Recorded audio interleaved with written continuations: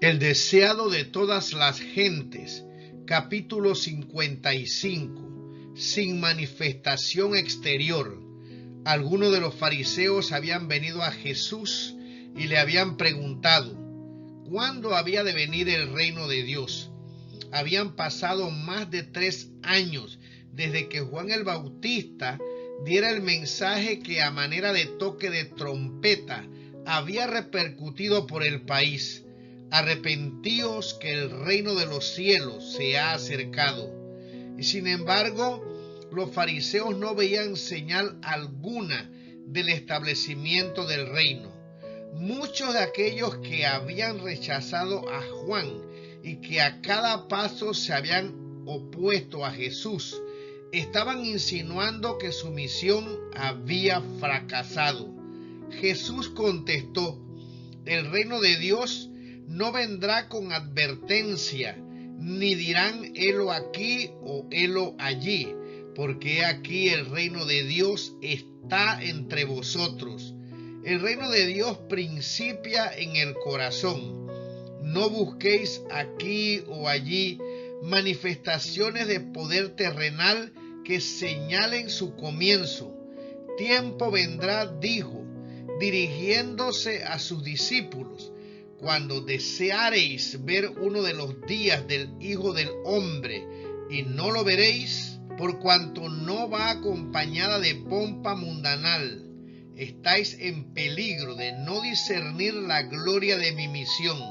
¿No comprendéis cuán grande es vuestro presente privilegio de tener entre vosotros, aunque velado por la humanidad, al que es la vida y la luz de los hombres?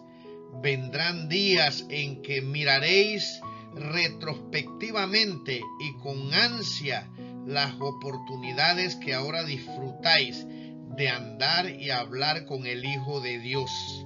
Por causa de su egoísmo y mundanalidad, ni los discípulos de Jesús podían comprender la gloria espiritual que él procuraba revelarles.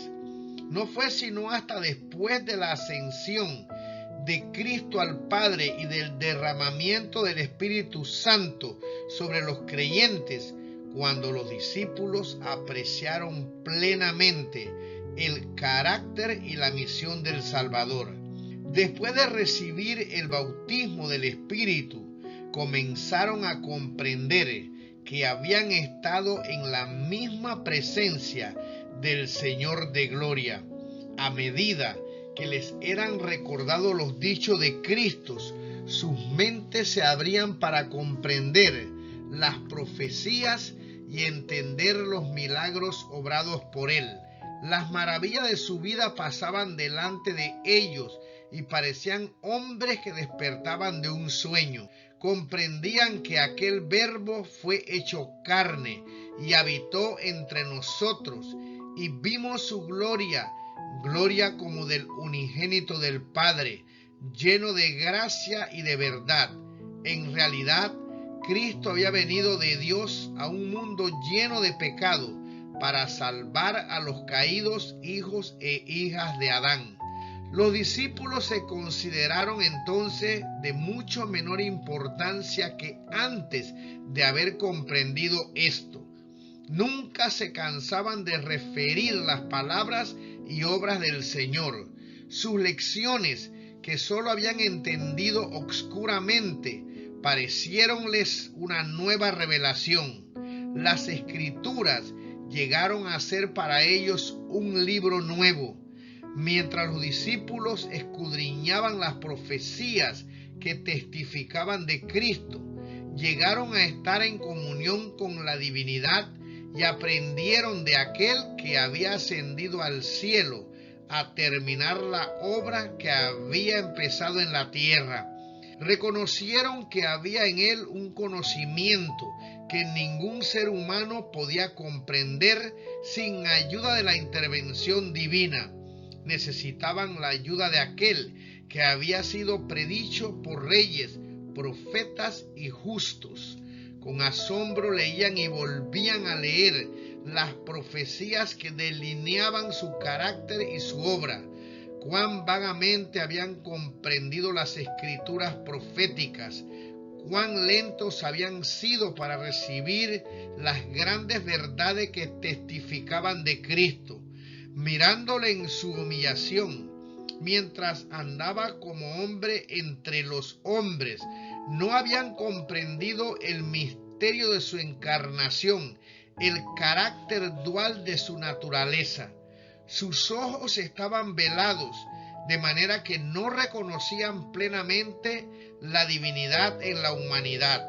Pero después que fueron iluminados por el Espíritu Santo, cuánto anhelaban volverle a ver y sentarse a sus pies, cuánto deseaban acercarse a él y que les explicase las escrituras que no podían comprender. Cuán atentamente escucharían sus palabras. ¿Qué había querido decir Cristo cuando dijo: aún tengo muchas cosas que deciros, mas ahora no las podéis llevar? Cuán ávidos estaban de saberlo todo. Les apenaba que su fe hubiese sido tan débil, que sus ideas se hubiesen apartado tanto de la verdad que habían dejado de comprender la realidad. Había sido enviado por Dios un heraldo que proclamase la venida de Cristo para llamar la atención de la nación judía y del mundo a su misión, a fin de que los hombres pudiesen prepararse para recibirle. El admirable personaje a quien Juan había anunciado había estado entre ellos durante más de 30 años y no le habían conocido en realidad como el enviado de Dios.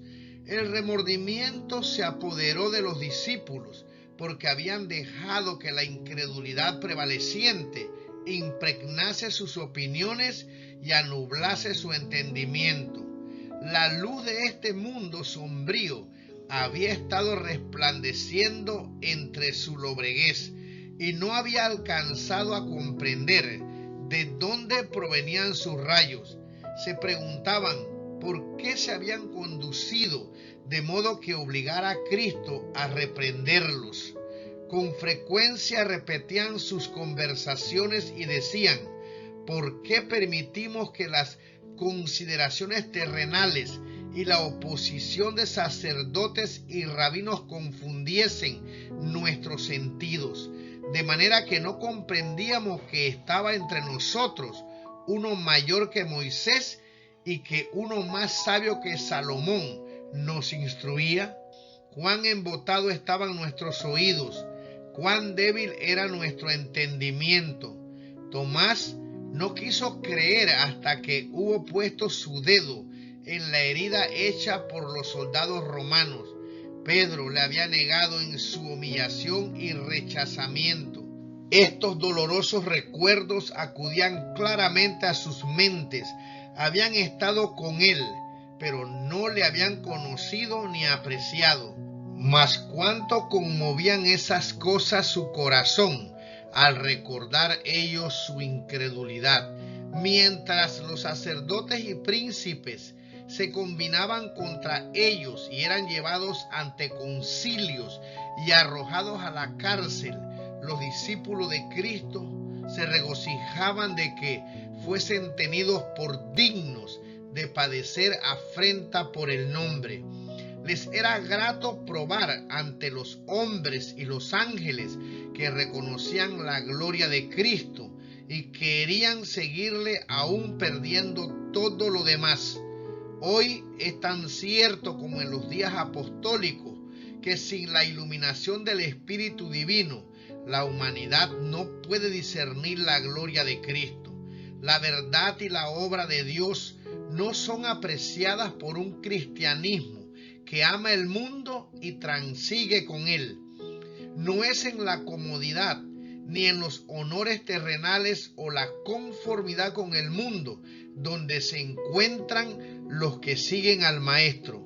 Han dejado muy atrás estas cosas y se hallan ahora en las sendas del trabajo, de la humillación y del oprobio, en el frente de la batalla contra principados, contra potestades, contra señores del mundo, gobernadores de estas tinieblas, contra malicias espirituales en los aires, como en los días de Cristo.